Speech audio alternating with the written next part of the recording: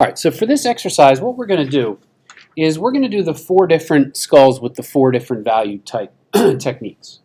So what I did was I have a very light copy of the 4 skulls, light contour line. So knowing that, if I look at where the values are, I can see that there's no outlines, everything is light values and dark values with edges of separation defined with a tone against a tone.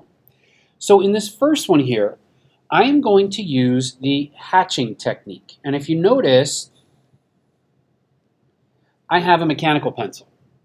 I have a mechanical pencil for this assignment or for this exercise because it gives me a very, very small fine point. So I'm going to extend that. And again, the definition of hatching is lines drawn in any one direction. The more lines closer together, the darker the value appears. And the fewer lines and the further apart, the lighter the value appears.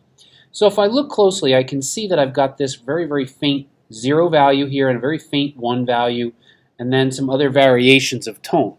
So as I do this, what I need to remember with the technique is, again, I need to follow the contour. So the shape of the skull right here is going curves.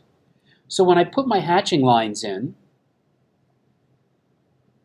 I'm going to do this exact same, and again, the lines out here are light, and they're very, very far apart, so I'm barely pressing, and I'm following the contour of the form. In here, they get a little bit darker,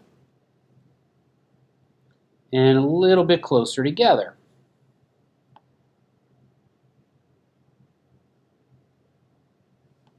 Down in here, you can see I've got a much darker value.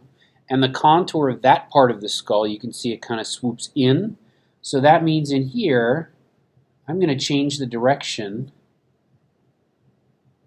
of my mark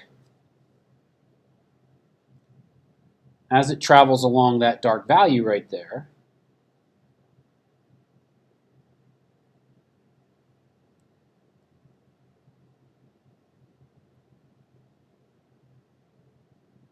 And I can always go back and add more if necessary. You can also see as it comes in here, it scoops this way and then it kind of curves back out.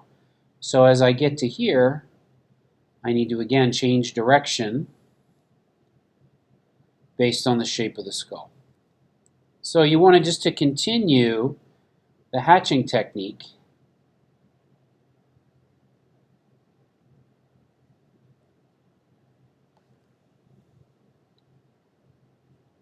I can see there's a 0 value highlight right there. I also have a little bit of a line that can be defined where that edge is. And then I look at the back edge of the skull and I have very, very light, faint lines.